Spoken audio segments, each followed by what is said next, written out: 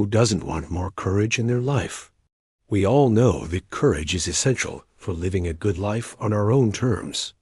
But what's interesting is how we think about courage. I think most people think of courage as some sort of superhuman quality that only certain people have, like superheroes. They see someone like Marcus Aurelius, a Roman emperor, or Nelson Mandela, a political activist, and they think, wow, they were courageous. I could never do what they did. But if you actually look at the lives of these men, you'll see that they didn't possess some magical ability or power. Rather, they practiced courage every day of their lives. They made a conscious effort to become more courageous, and over time, it became second nature to them. So how does one cultivate courage? What are the steps involved? Here we discuss ideas from Stoic philosophy and ancient wisdom to help you live a better life. In today's episode, we'll be looking at 3 Stoic practices that will lead you to unshakable courage. So let's get into it. No. 1. Understand that sometimes just living is enough. The Stoics had a unique perspective on courage that challenges our conventional understanding of what it means to be courageous. You see, we often associate courage with grand gestures, daring adventures, or acts of heroism. However, the Stoics taught that courage can be found in the most ordinary aspects of life. Seneca put this idea beautifully when he said, "Sometimes even to live is an act of courage." To truly understand the depth of this statement, we must first confront the nature of fear itself. Fear, according to the Stoics, is rooted in our judgments and opinions about the things that happen to us. Marcus Aurelius, in his personal writings, Meditations, explored this concept further when he wrote, "What does not benefit the hive does not benefit the bee." He was referring to the fact that our actions should align with the greater good, not just our own selfish interests. Similarly, he wrote, "If you are distressed by anything external, the pain is not due to the thing itself, but to your estimate of it." These words are incredibly powerful because they show that fear is not a response to external events, but rather our judgment about those events. Now, consider the countless individuals who face challenging circumstances day in and day out. A single mother working multiple jobs to provide for her children, a soldier risking their life to protect their country, or someone battling a serious illness with resilience. Each of these people exhibits courage in their everyday lives. It's not about the absence of fear, but the decision to act despite it. Their survival becomes an act of courage, a testament to their strength in the face of adversity. Seneca's simple statement, "Sometimes even to live is an act of courage," encapsulates this idea perfectly. It reminds us that courage is not a rare occurrence, but a daily practice. It's in the small, seemingly insignificant moments that we have the opportunity to be courageous. It's in these moments that we choose to face our fears, stand up for what we believe in, and keep moving forward. By recognizing the courage in everyday life, we can begin to cultivate this virtue within ourselves. Okay, number 2, practice courage in every aspect of your life. One of the best ways to develop courage is to practice it in every aspect of your life. The Stoics believed that courage wasn't something you were born with, but rather a skill you could develop through deliberate practice. Epicurus, a Stoic philosopher, said, "We can exert our courage by exposing ourselves to everything that makes us afraid."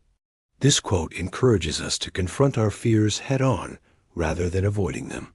By willingly entering situations that make us uncomfortable, we can learn to manage our fear and become more courageous. So what does this look like in practice? Well, it could mean many things. It could be as simple as waking up early in the morning when it is easier to stay in bed, or as challenging as having a difficult conversation with someone you care about.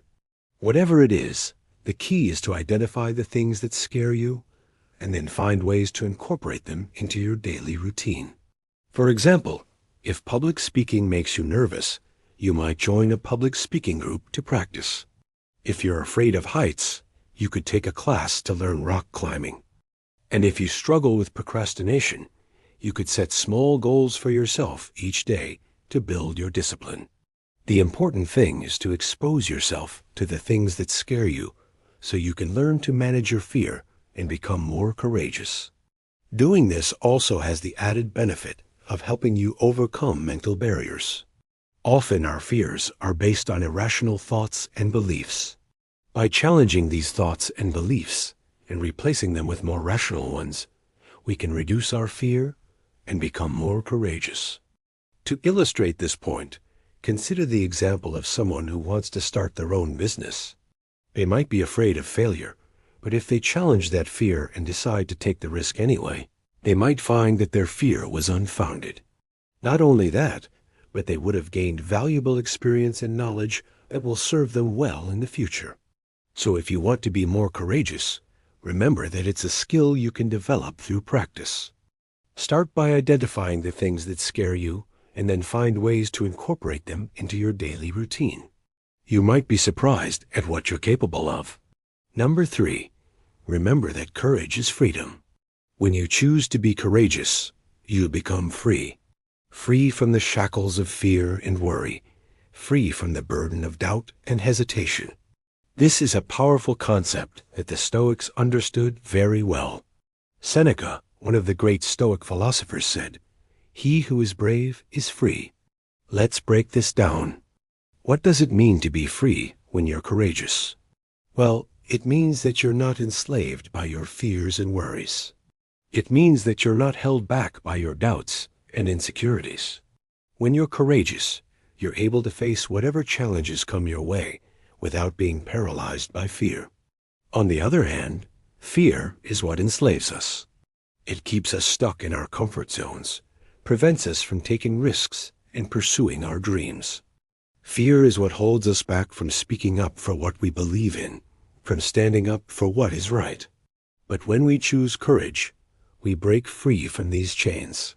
We become masters of our own destiny, capable of achieving anything we set our minds to.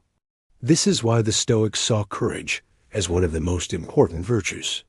It was the virtue that enabled us to live a life of freedom, a life on our own terms. Living a life of courage isn't easy, though. It takes strength, resilience, and determination. But the rewards are immeasurable. When you live a life of courage, you don't have to worry about what other people think of you.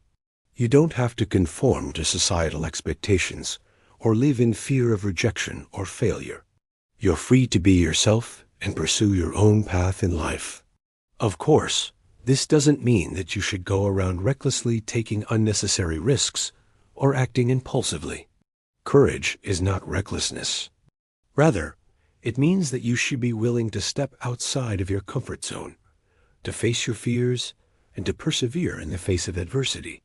It means that you should be willing to stand up for what you believe in, even when no one else does. So if you want to be free, if you want to live a life on your own terms, then you must cultivate courage. It's not easy, but it's worth it. As Seneca said, "He who is brave is free." These are the 3 Stoic practices that will lead you to unshakable courage. I hope you enjoyed this episode. And if you did, I invite you to join our growing community of Stoic enthusiasts. And if you want to learn more about Stoic philosophy, check out our other videos. Thanks for watching.